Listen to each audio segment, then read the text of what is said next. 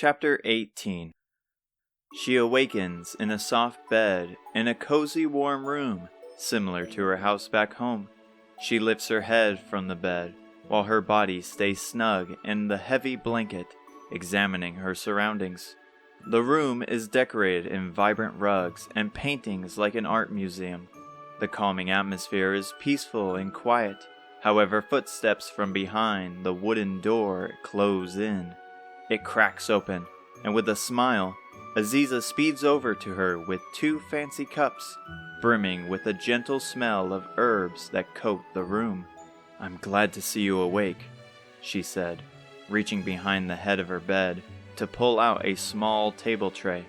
She sets both cups onto it and insists Hotaru drink with a simple gesture. Hotaru leans up from the soft bed and sips the refreshing tea. It tastes so refined and warm, like Pimiko's homemade broth. "What happened? And how did I get here?" she questions calmly. "You passed out from stress and exhaustion.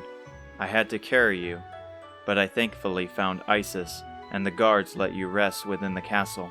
Her eyes widen. Her breath shakes. "Those monsters, that was all real." She drops the cup onto the tray and it shatters. "Where is Isamu and Fedir?" She nearly jumps out of bed and throws the blanket to the floor. Her body is weak and her mind is fuzzy, yet her heart beats with vigor. "Please relax for a moment." She grabs onto Hotaru, staring her in the eyes. "They are fine. They managed to find their way out. They're still here." It takes her a moment to decipher her words.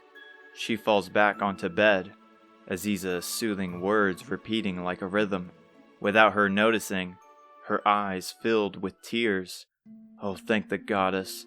I thought I would never see them again.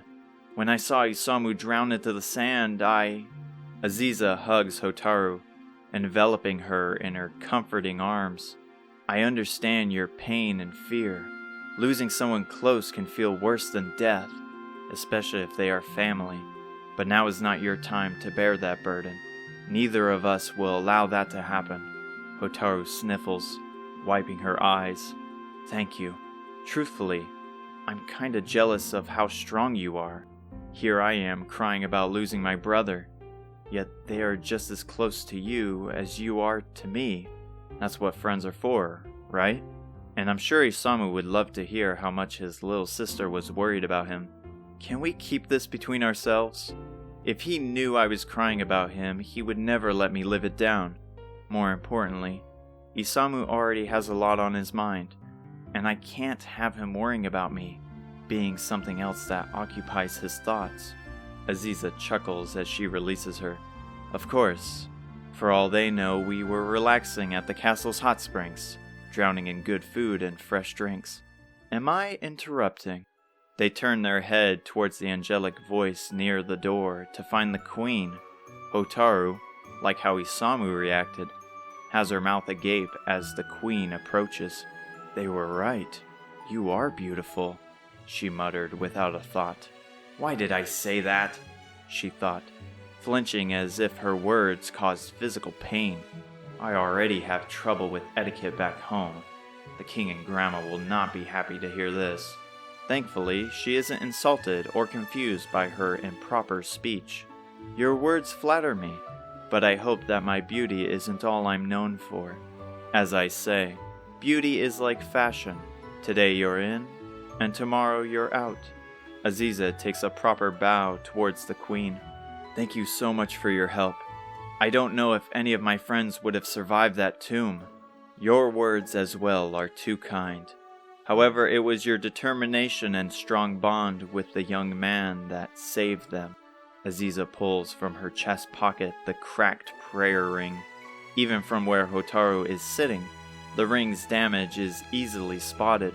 In the blue, shimmering gemstone is a large, visible crack, going across like a river in a canyon. I'm thankful it actually worked. Once I heard it crack, I swore it failed. Quite the opposite, in fact. Never have I witnessed a transfer of energy so powerful that the ring itself fissured. Aziza reaches out the ring to the queen. The queen, however, refuses as she waves her hand. Keep the ring. You never know when you may need to call on its power again. Now, sorry for the change in subject, but I was hoping to speak to your friend. What is it you need from me? Hotaru blurted. It's a message from the Queen of Japan. She told me of your arrival, and that if you were to succeed, I would pass down a magic spell. Grandma knew? Aziza sighs.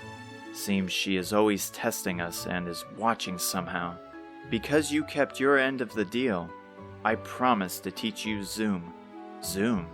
It sounds familiar, Hotaru said, taking a brief moment to sort through her memories. It is your grandmother's spell after all, so I would assume you heard it from her. Nevertheless, when you are ready, I will see you in the throne room. Hotaru springs out of bed like a child on a holiday. Well, I'm ready to go. She pauses for a moment, before looking at Aziza. Now thinking about it, where are those two? It's not fair, Isamu screams and slams his fist into the rough sand. Would you stop your whining already? Fedir responded, relaxing under a large tarp, sipping on a cool drink while seated on a simple chair. Isamu lifts himself back to his feet, glaring down the closed entrance of the castle. So close was he to the heavens of the land, from the stories of the people of Asham to the short glimpse of the beautiful queen. He was nearly at peace. For nearly an hour he has been begging for entry to the guards of the gate, who grow irritated at the pathetic man's cries. The stalwart and patient guards at the front ignore him as he continues to rant. Don't you get it? We went through the trouble of fighting against hordes of monsters, avoiding deadly traps to grab this key, and we have to wait out here in the hot sun?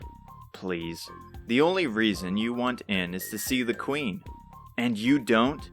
I think we might have seen different people, because the lady who rescued us was the most stunning human being I have ever laid eyes on.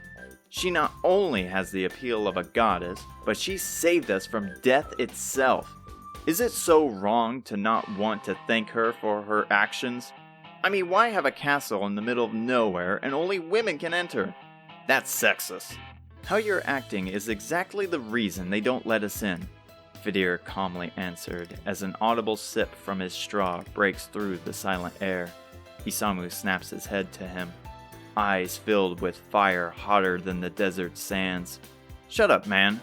You act all high and mighty, but I know who you are, Casanova. For the last time, he shouted, jumping from his seat and marching towards him. It wasn't me who said those things. They were the bartender's words. Yeah, sure, say what you will. Never mind this nonsense. More importantly, how long do we have to wait out here? They could at least reward us with a tiny fort of our own for the treacherous journey. Now that is a question I can get behind. Isamu finally calms down after several more minutes of mindless bickering. Picking a fight with Fedir in front of the guards only proves his point. He and Fedir step under the flimsy tarp, exhausted from the sun's rays, and yet haven't properly rested after their dangerous plunge into the pyramid. You think Hotaru is still asleep? She could be. From what Aziza told us, it seems they also went through quite a journey. Insane to think that, because of her, you were able to get your magic back. Isamu smirked. Looks like you were off about your divine intervention. Aziza 1, Goddess 0. Then perhaps it was the help of the goddess who just happened to find that claw. Or that Hotaru and Aziza found their way to the castle in the dead of night. Perhaps you leaping into the jaws of death to save me had something to do with her. I'm not buying that, Isamu scoffed, while Fedir grinned back at his snarky comments. Quickly, his face grows sincere. Either way, I'm grateful for it. I hope you two haven't been fighting this whole time. They turn their head over to find Hotaru and Aziza coming toward them from a single door near one of the sentries. Hotaru, despite the recent chaos, has a devious grin on her face. Aziza, on the other hand, is holding a steel staff with a cyan jewel atop it, remaining quiet as usual. Finally, Isamu sulked. What took you so long? We did a little catching up. But don't fret, the queen left us with some parting gifts. Isamu can smell a fresh scent off them, and their skin is practically glowing. Here we were on the verge of death, and those two were having a little get-together. I guess I shouldn't complain. Rather it be us than them, Isamu thought, relieved to see the two in no harm. Aziza hands Fedir the pristine staff. The queen wanted you to have this. Fedir takes it, gently waving it, and Isamu spreads his arms in confusion. Are you serious? I hope you told the queen my thanks, Fedir added. So that's it? The queen chose a favorite and left the rest of us to starve? She also gave us the power to traverse this desert in the blink of an eye, Hotaru said. How? Fedir spouted with excitement. Hotaru taps her head with her finger. Well, it's kinda hard to explain, so I will show you instead. Everyone grab onto me, she ordered, spreading her arms out as if absorbing light from the scorching sun. Aziza and Isamu grab onto her shoulder without a second thought, but Fedir hesitates. Why do I get the feeling I'm not gonna like this? Fedir eventually holds onto her hand, and a blue soft light forms around them. Slowly it grows opaque, and once fully concealed, they shoot into the air like a firework, blazing through the air like a falling comet.